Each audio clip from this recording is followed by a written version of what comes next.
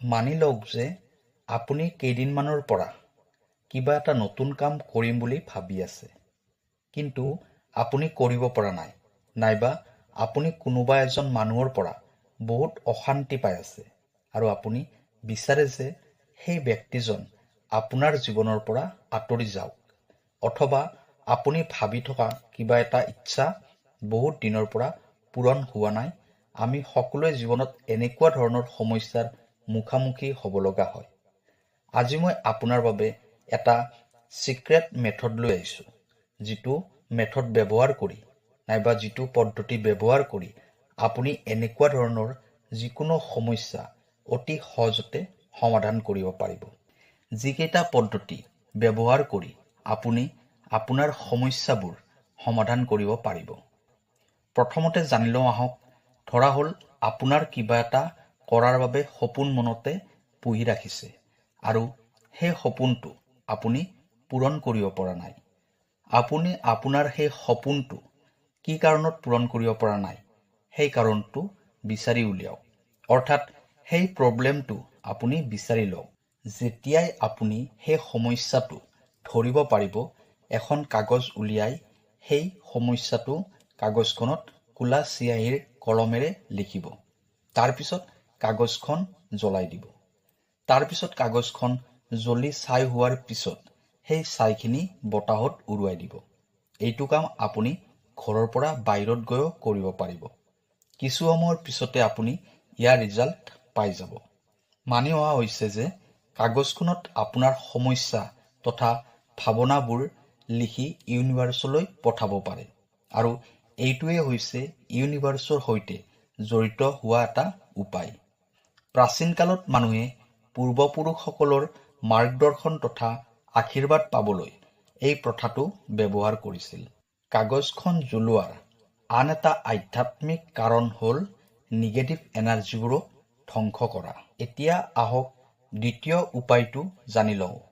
যদি আপোনাক কোনোবা ব্যক্তিয়ে মেণ্টেলি অশান্তি কৰি আছে, মানসিকভাৱে অশান্তি দি আছে, আৰু আপুনি সেই ব্যক্তিক নিজৰ জীৱনৰ পৰা আঁতৰাই পঠাব বিচাৰিছে, তেনেহ'লে সেই ব্যক্তিজনৰ নাম ক'লা চিয়াহীৰ কলমেৰে এখন প্লেইন বগা কাগজত 17 বাৰ লিখিব। তাৰপিছত কাগজখন জ্বলাই দিব। 17 বাৰ লিখিব লাগিব 17। কিছুদিনৰ পিছতে আপুনি ৰিজাল্ট পাই যাব। এতিয়া কথা পাতিম আপোনাৰ উইচৰ বিষয়ে, আপোনাৰ ইচ্ছাৰ বিষয়ে। যদি আপুনি আপোনাৰ জীৱনত কিবা এটা নতুন কাম কৰিব বিচাৰিছে, বহুত দিনৰ পৰা আপুনি চেষ্টা কৰি আছে কিন্তু আপোনাৰ ইচ্ছা পূৰণ হোৱা নাই, নাইবা আপুনি একো কাম কৰিব পৰা নাই, তেনেহ'লে আপুনি সেই কামটো তথা আপোনাৰ উইচটো 55 বাৰ এখন বগা কাগজত লিখিব। 55 ক'লা চিয়াহীৰে। এবাৰ ৰাতিপুৱা আৰু এবাৰ গধূলি। এখন কাগজতে লিখিব লাগিব ৰাতিপুৱা আৰু গধূলি। কাগজখন দুয়োফালে লিখিব।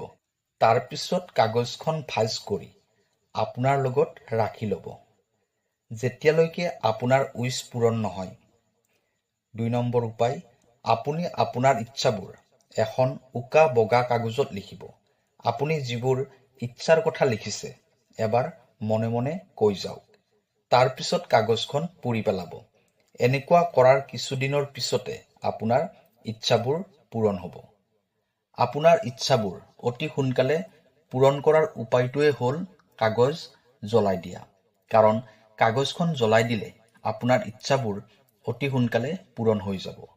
যেনেকৈ কাগজখন জ্বলিছে, কল্পনা কৰক যে আপোনাৰ ইচ্ছাবোৰ পূৰণ হৈ গৈছে। আপুনি আপোনাৰ লক্ষ্যত উপনীত হোৱাৰ সুখ আৰু আনন্দ অনুভৱ কৰক।